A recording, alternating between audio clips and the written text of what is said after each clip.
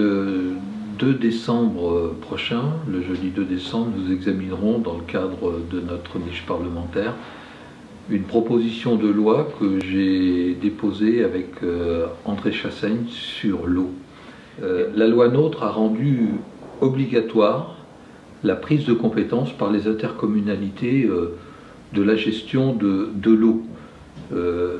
Pourtant, cette gestion, depuis longtemps, 40 ou 50 ans, s'est organisée avec les communes qui se sont, dans les territoires ruraux comme l'Allier, regroupées pour gérer ensemble et déployer les réseaux d'eau.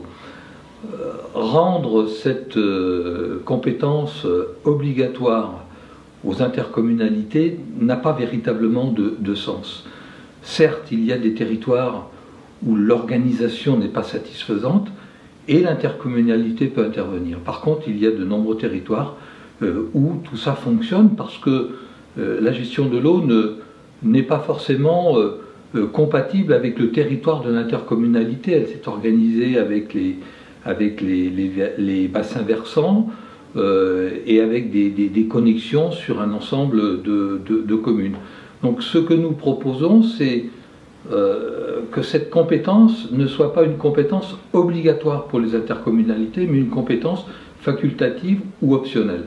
Voilà, c'est une proposition modeste, mais ô combien importante par rapport à l'enjeu, y compris dans le cadre de la transition écologique, dans le cadre de la biodiversité, de préserver ce bien précieux que nous avons et que nous devons pérenniser dans une attention autre que celle de vouloir faire des bénéfices finalement, parce que quelque part la prise de compétence par les intercommunalités induira à terme des délégations de services publics et cette gestion ira à des groupes privés qui auront d'autres intentions que celles que j'exposais tout à l'heure. Donc voilà. L'eau est indispensable à la vie et nous devons la protéger, nous devons la garder dans le cadre d'un service public